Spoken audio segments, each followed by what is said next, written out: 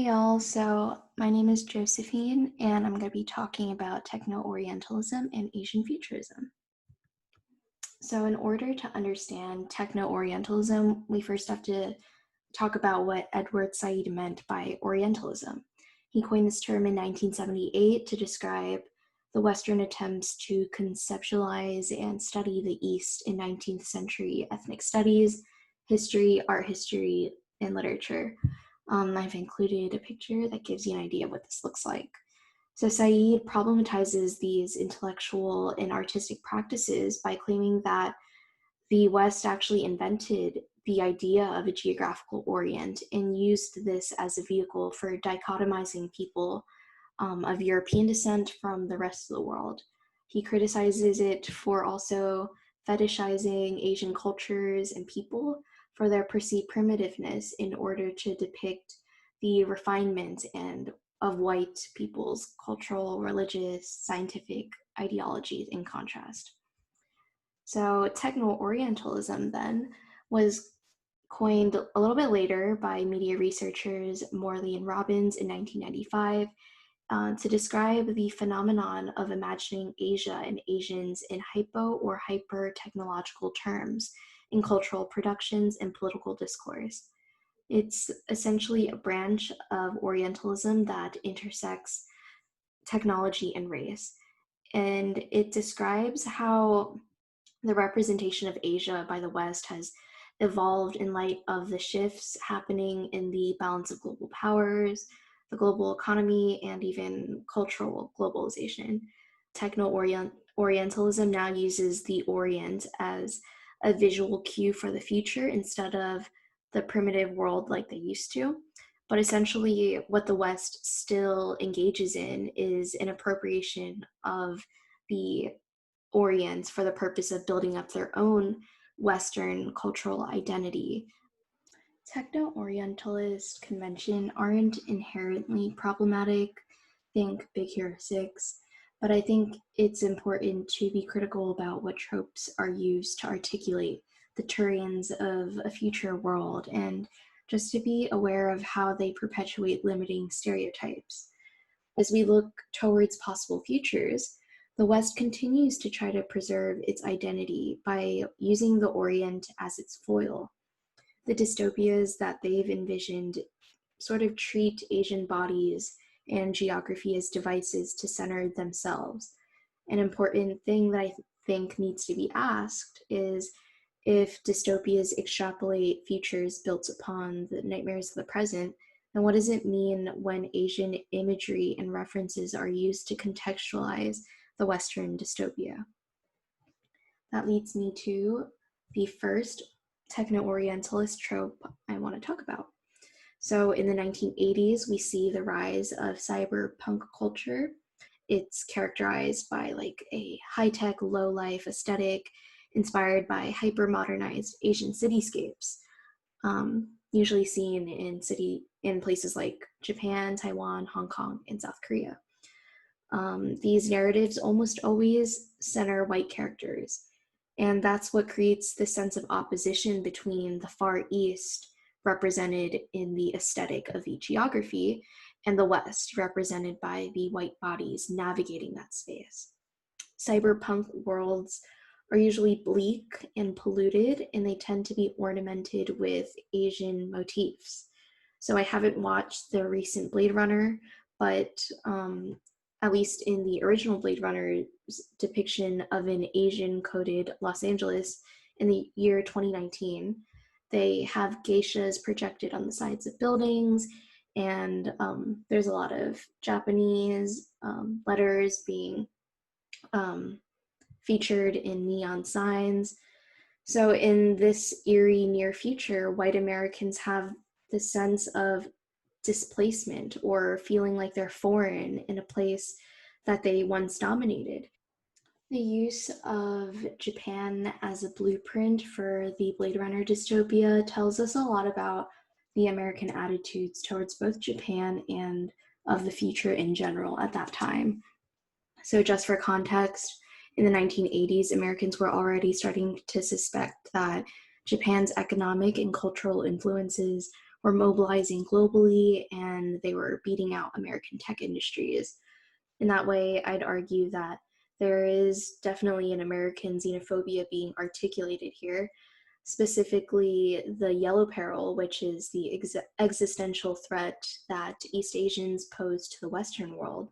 Cyberpunk's use of techno orientalism as a means to picture this future in a grimy urban landscape represents their fascination with the East, but it also reinforces this image of a culture that is cold and impersonal and machine like, lacking emotional connection to the rest of the world. And therefore, Asianness is positioned as the antithesis of the American dream and of American values. So now I'm going to talk about the cyborg trope. Specifically, let's talk about the techno-orientalist rendering of the female Asian body as artificial. There are a lot of examples of this, from the classic German film Metropolis to Battlestar Galactica TV series.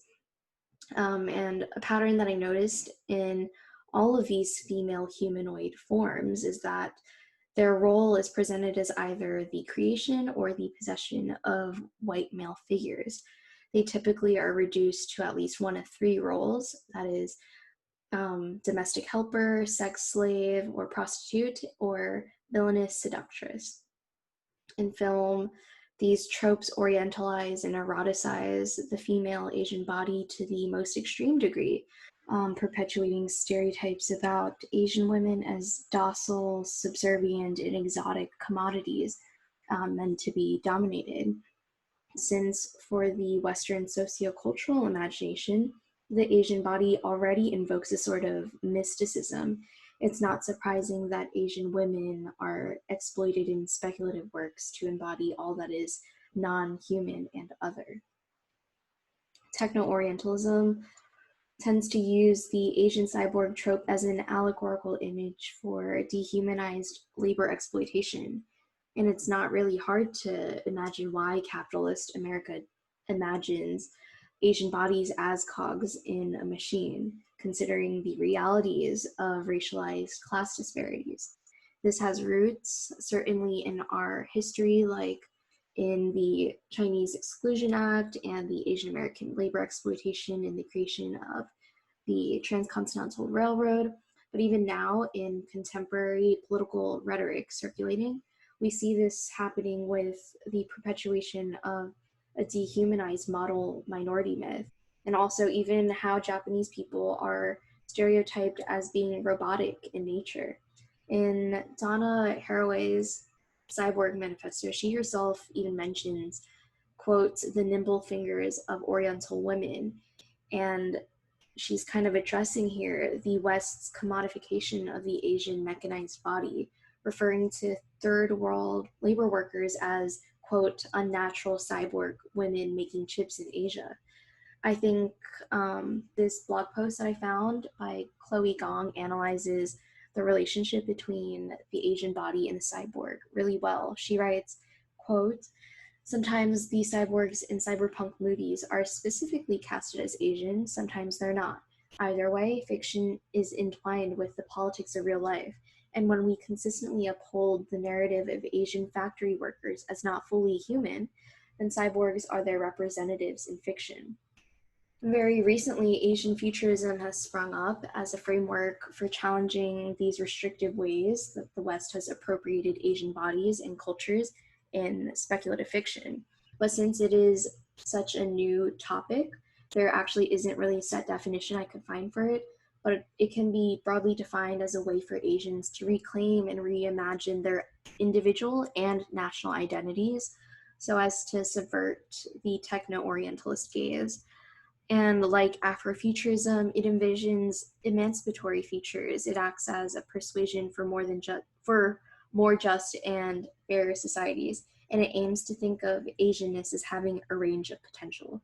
One of the ways it does this is through post-humanist narratives. So if techno-orientalism has rendered the Asian body as having limited agency in its association of technology and having an innately subhuman nature, then Asian futurism subverts this paradigm.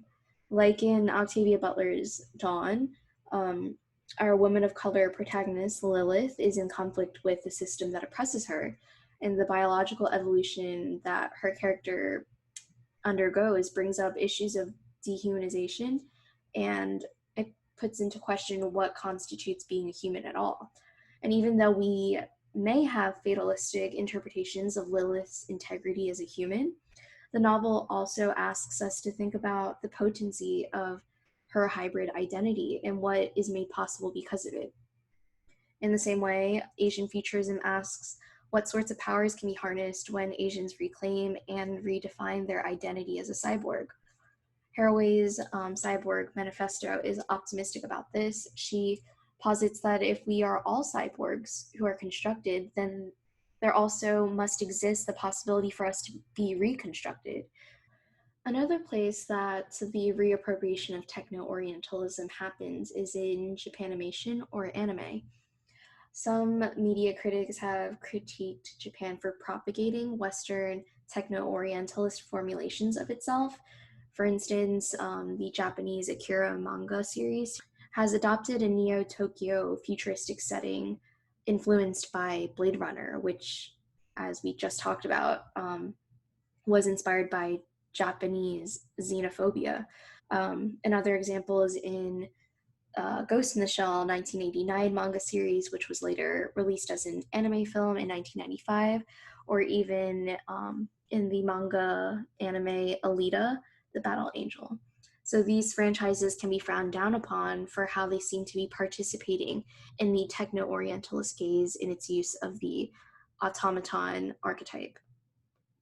But other critics have argued that Japan actually isn't orientalizing itself in these cyberpunk anime. Instead, it's reappropriating the trope in ways that map technology back onto the West and humanity onto the Japanese. In other words, Japan flips the dynamic by occidentalizing the West. This can be seen in the anime Cowboy Bebop's cyberpunk Western landscape. Another example would be um, Ghost in the Shell adaptation, 1995. Director Oshii deliberately used the cityscape of Hong Kong as the backdrop of the story to create a sense of dissonance between the Japanese characters and their setting. And this is a sort of inverted reinvention of the techno Orientalist trope I described earlier concerning world building and appropriation. So, this derails the Western idea of the Orient as a monolith or even a legitimate geography to begin with. And as for the Japanese female cyborgs in Ghost in the Shell and Alita, these stories can be interpreted as ones in which the female cyborgs actually have optimized agency. They make decisions concerning abandoning and sacrificing their identities, which takes up the strategy of cyborg feminism and should be distinguished from the works of techno Orientalism. And I'm mentioning these tensions just to point out that